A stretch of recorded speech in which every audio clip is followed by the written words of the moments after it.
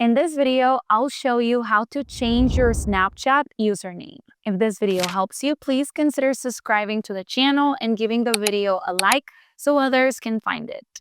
The first step will be to open the Snapchat app on your phone, then tap on your profile picture or your Bitmoji. You're going to see it at the top right. Here is where you can see your account. We're going to go ahead and select the settings icon that we will see at the top left. You're going to go ahead and tap on username, and here is where you can create a new username. Remember that your username should be something unique and that you can only change it once a year.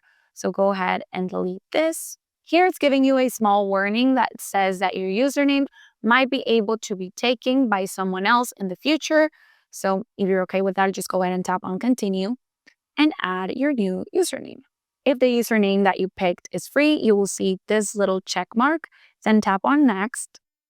Here it's going to ask you to input your password. I'm going to do it through Face ID, and then tap on confirm. And that's it. Now I have successfully changed my Snapchat username. Hope that helps.